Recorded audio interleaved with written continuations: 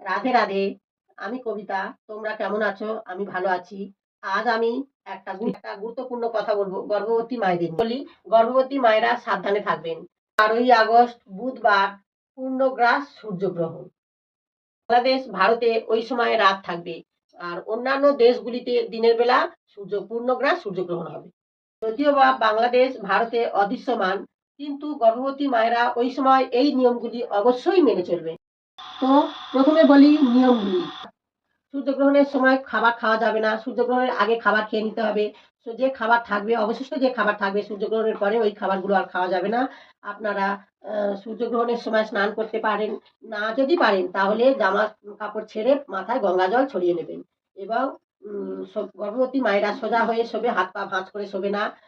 সুন্দরভাবে হরিনাম করবে, যদি না হরিনাম করতে পারো তাহলে মোবাইলে হরিনাম শুনবে, ভালো কথা চিন্তা করবে, ভালো সবার সঙ্গে ভালো ব্যবহার করবে। কোনো সবজি আনাজ কাটাকাটি করবে না, ওই সময় রান্না না করা, সবজি না কাটা, এই এই নিয়মগুলি গর্ভবতী মায়েরা অবশ্যই পালন করবে। চুল বেঁধে শোবে না, চুল ছেড়ে শোবে। আর খারাপ কথা বলবে না। অনেকে বলে, মাতাজি আমরা কি ওই সময় জল খেতে পারি? হ্যাঁ, খেতে পারো। জলে তুলসী পাতা ফেলে জল খেতে পারো। ওয়াশরুমে না যাওয়াটাই ভালো। যেতে পারো, যদি না থাকতে পারো তাহলে তোমরা যেতে পারো।